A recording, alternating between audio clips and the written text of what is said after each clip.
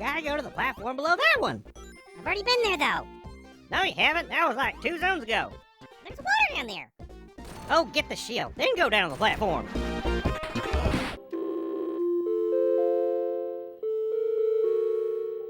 Oh, man. Miss Fox! Miss Fox! Your funny Mac-shaped TV went on the fritz. Oh no! What happened to the TV this time? It wasn't us this time. We were just playing some Sonic whenever it went all boonk. Ah! It's fine, Dewey. That's an old trick I found out how to do. Well, this isn't just any old TV. This is the Macintosh TV. Oh, what? It's a Macintosh TV. It was released at the end of 1993, aiming to meet a very niche market of folks that wanted to have their TV, computer, and CD player all in one nice little bundle.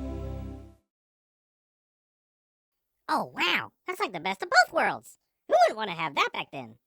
I think you mean all worlds? This ain't just a TV computer combo here. It's a whole 90s infotainment package. Well, unfortunately, while the Mac TV was a jack of all trades, it was truly a master of none.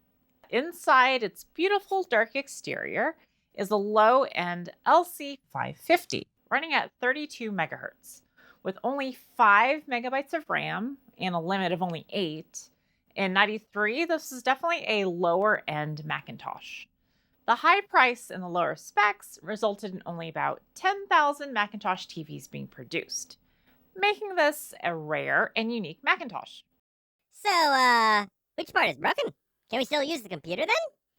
Well, I'm not quite sure what's broken, but maybe just turning it off and on will get it to work again. Let me give it a shot.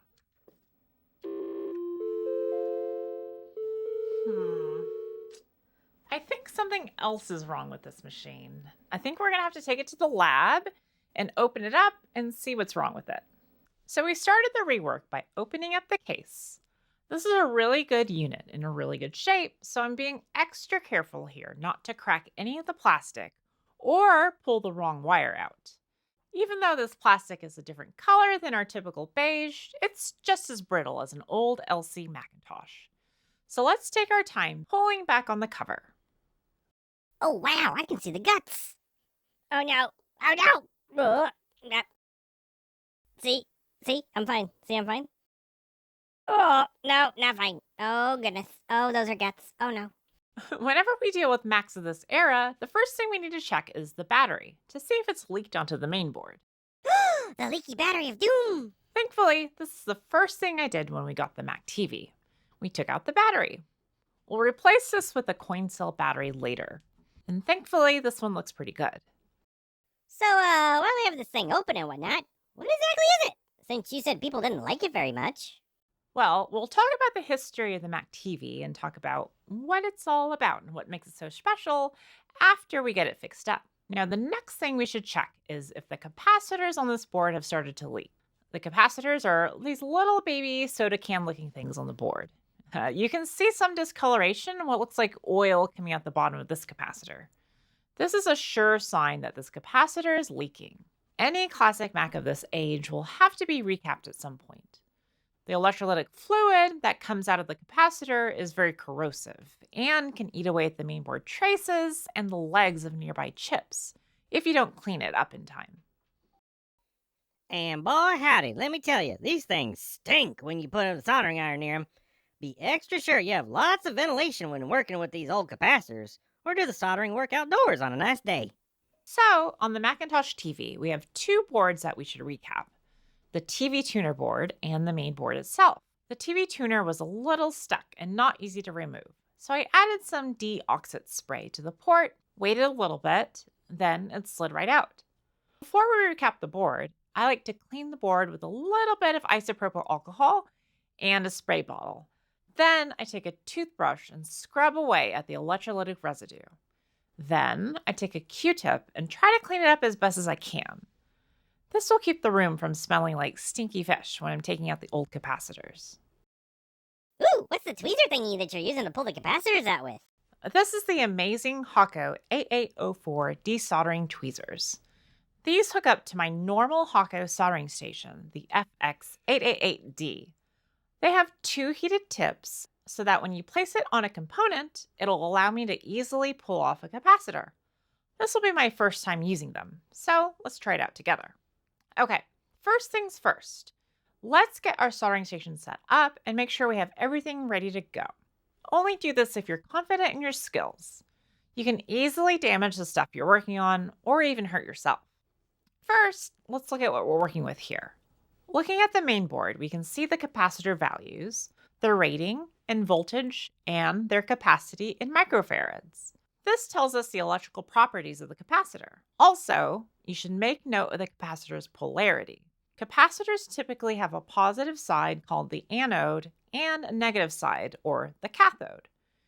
You should note down the capacitor values, their sizes, and polarity.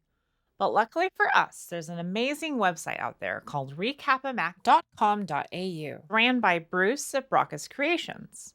He has a whole library full of capacitor values and guides to help you in your quest to keeping your old Mac alive. So let's go ahead and refer to the Macintosh TV diagram that he has on his website. That's pretty darn useful for keeping old Macs alive. Thanks, Bruce. I went ahead and ordered new tantalum capacitors on digikey.com. Please note that these capacitors come in different physical sizes to accommodate different pad spacing on the board, ranging from super mega tiny that you can barely see to about as big as a pill bug. The typical size of Chemet A or Chemet B should be okay. I'll post a link to the components that I bought from DigiKey so that you can make sure you ordered the right sizes. Also, you might need some sort of magnification. I'm using this silly magnifying headset, but I'm looking to get a microscope soon. Ooh, microscope. We can use it to find Tooey's brain. Hey! Just kidding. Yee.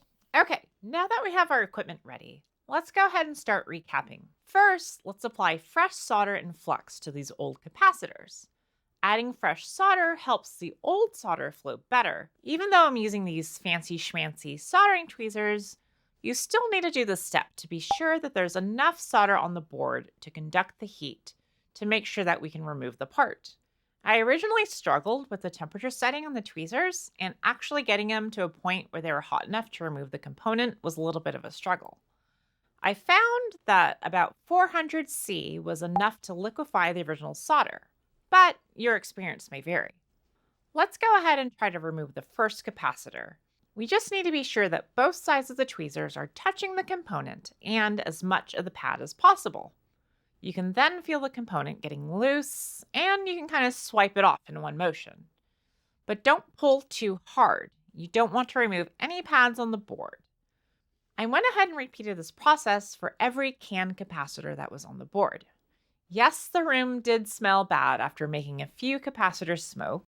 P.U. This is why we have good fume extraction and an open window to make sure that we don't smell this stuff. Now that we have all the caps off, let's go ahead and remove the old solder from the pads. I like to take a piece of solder braid, give a little cut, and use ceramic tweezers to hold it against the pads. I then use my soldering iron to heat up the braid and the pad to remove the remaining solder. I laid out all the capacitors and how many I'll need. The patient is pretty far along now. The organ extraction went wonderfully. Now we turn to the implantation stage. I think the best course of action is using tantalum capacitors for this operation. You concur, Dr. Tooey? Do what now?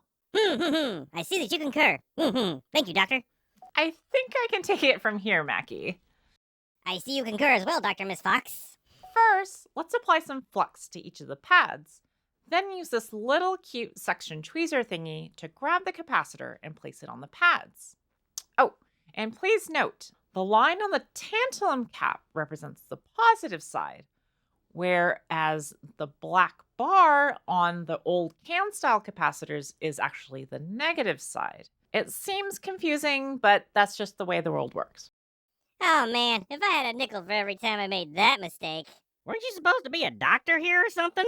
That doesn't seem safe. Okay, so now that we have our capacitor in place, let's go to soldering. I like to pre-tin my tip with solder and then apply that solder to one side of the capacitor while holding it down with the tweezers. Now let's apply some more to the other side, and perfect. Now we have one down and about 7 more to go.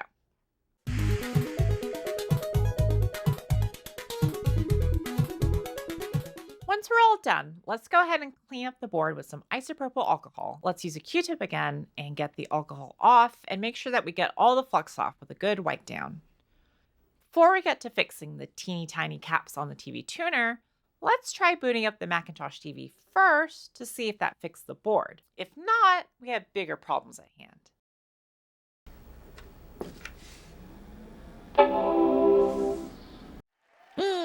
The operation was a complete success. Congratulations, doctors. It looks like it's booting again. Oh, and we have a happy Mac. The capacitors must have fallen out of spec due to their age, which explains why we're able to turn it on sometimes, but not all the time. Well, now that we have the logic board done, that is a big step, but we're not there yet. So let's go ahead and complete this to 100% and recap the analog TV tuner as well. Oh man, but I want to play some games now. Well, to make sure it doesn't break again, we really should recap the TV tuner. You don't want the Macintosh TV to break again now, do you? We certainly can't have any of that. On to phase 2, doctors. Prep the R. Stat! Guess we're back to the doctor thing now? I'm confused. Okay, so let's turn our sights to the TV tuner card. While I don't think any of these capacitors were bad, it's always a good idea to replace these while we're here. It's only a matter of time before these capacitors start leaking, if they haven't already. And that could destroy the traces of this board, and the main board again underneath it. In this case, I think being proactive would be the best course of action for the patient. Is this 'cause you've been watching that Pitt show again? You gotta stop binging Noah Wiley vehicles. Bestie Jones ever!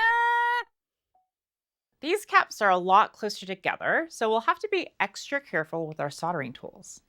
Let's also note the direction and the values of these caps. Now, the capacitors that I bought were not the right voltage rating. It's actually okay to get capacitors that have a higher voltage rating than that was there previously. In most cases, this won't cause any issues. The only time you don't want to use mix-match capacitor voltage ratings is if you're trying to go down in rating. You never want to go down in voltage rating. That means your capacitor might fail while in service. And that's when you get the snap, crackle, pop of doom. This took me a little bit longer than I thought, so let's go ahead and do a time lapse of the recapping of the TV tuner board. There are a lot of small capacitors here, but if you're very careful and make sure that you take your time removing all the capacitors, you should have no trouble at all. Is it done yet?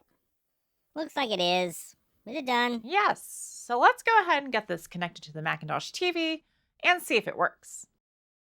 Woohoo!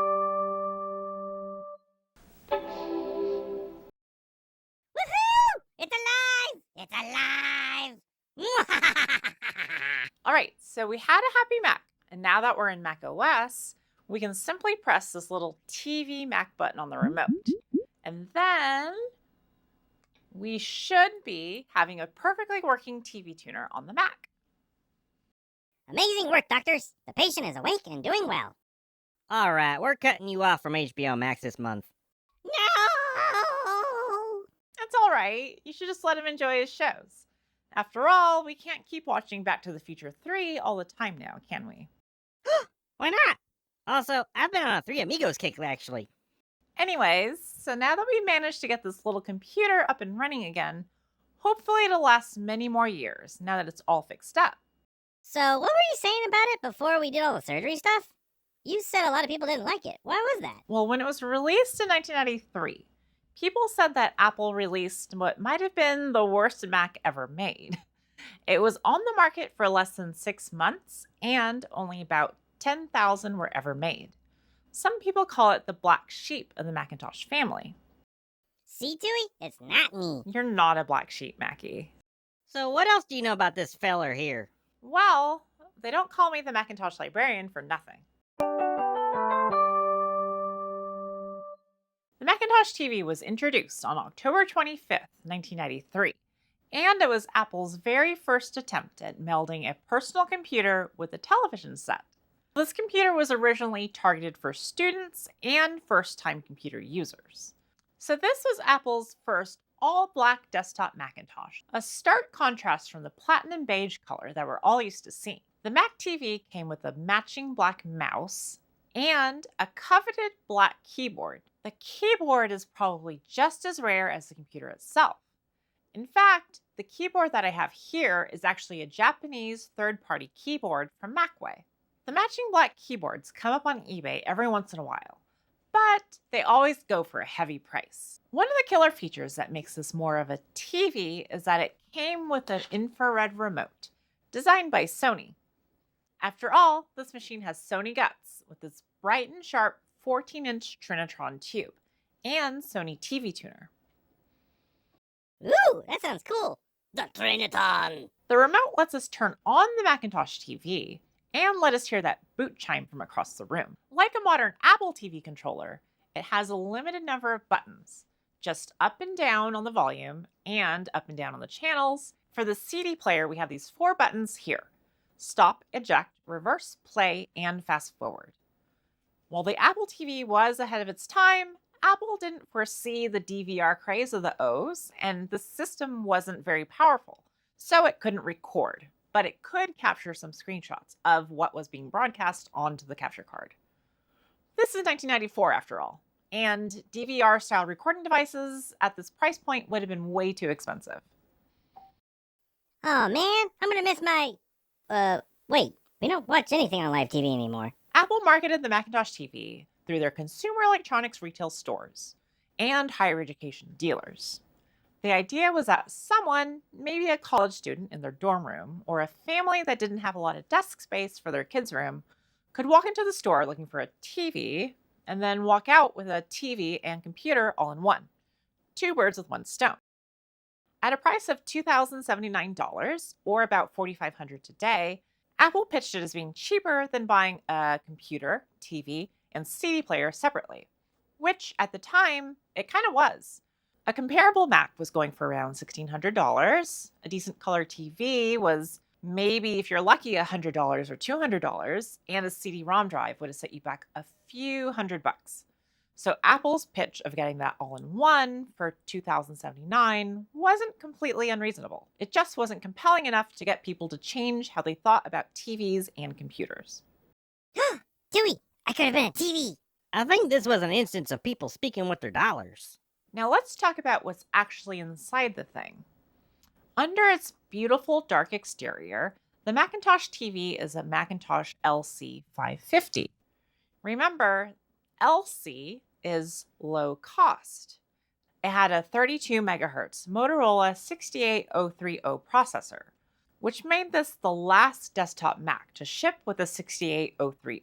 And it came with 5 megabytes of RAM from the factory, 4 on the motherboard, and 1 megabyte RAM SIM.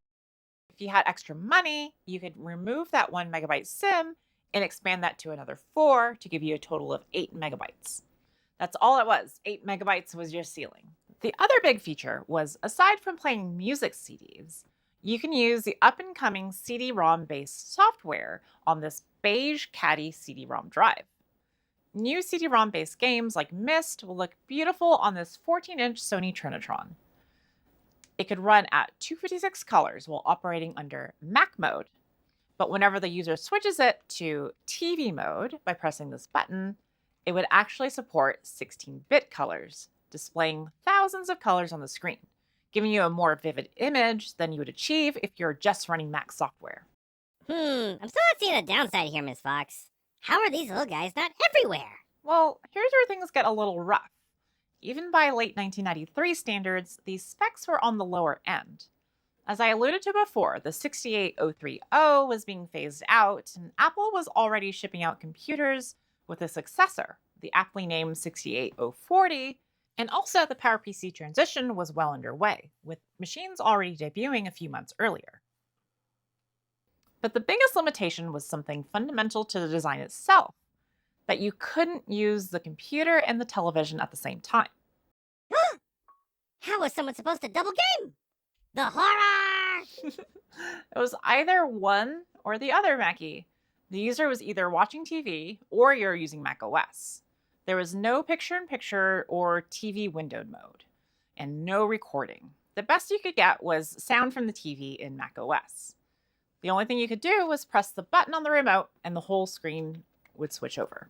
The TV tuner also took up the processor direct slot, which means there was no room for any expansion cards. You couldn't really upgrade the machine in any meaningful way without losing the TV functionality, which was kind of the whole point of the product. So, did it sell? Not really. Apple pulled the plug just a few months after the release in early 1994. In a short time, only about 10,000 units were produced, making the Macintosh TV one of the rarest Macs ever made. We have a piece of history. Unfortunately for Apple, what they thought was the best of all worlds ended up being the worst of all worlds. If you were shopping for a TV, this was an incredibly expensive 14-inch TV. And if you're shopping for a computer, this was definitely an under-spec'd Mac that you couldn't upgrade. There was also the practical problem that TVs and computers lived in entirely different parts of the house in 1993. The family TV was typically in the biggest room of the house, the living room. If a family had a computer at all, it was likely kept in a desk or in an office or in a bedroom. Combining them meant that one of these use cases was going to be a little uncomfortable. The Macintosh TV wasn't a total loss for Apple. The TV tuner technology that debuted here went on to become a popular option in future Performer models throughout the 90s. Apple kept refining the idea and eventually offering TV tuner cards with the ability to have picture-in-picture and even recording capabilities. Even though it wasn't popular itself, the Mac TV was a proof of concept that didn't work as a product, but did plant a seed for future Apple hardware. And of course, the idea of Apple putting a computer in your living room to control your television, well, they eventually figured that one out, didn't they? There it is. After all this work recapping the logic board and the TV tuner, I think this machine will be a great addition to the library for years to come. I'm always curious about the people that had these rare pieces of electronic kit around when they were released. If you had this machine in your room, what system would you have hooked up to it?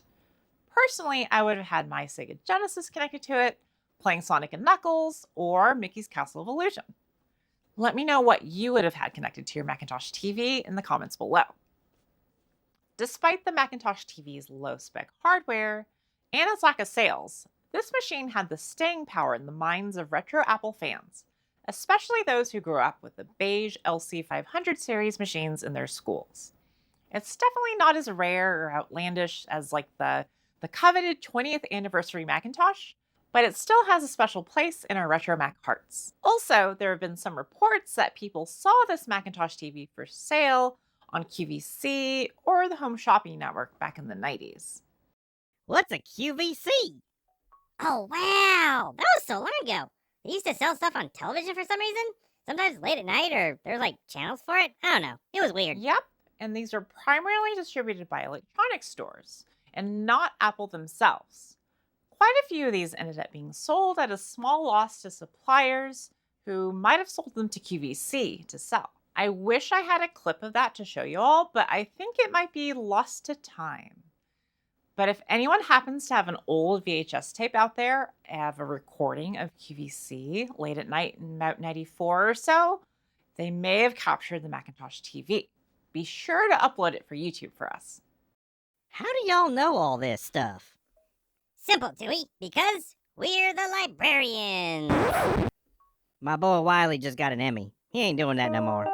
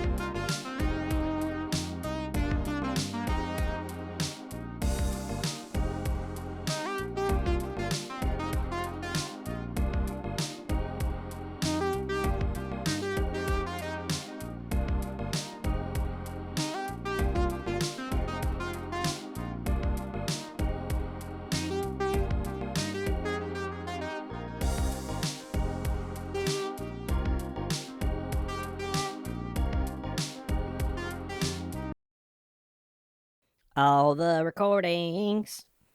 Gonna be my lover. Oh yeah, hey, hey. Gonna be my lover.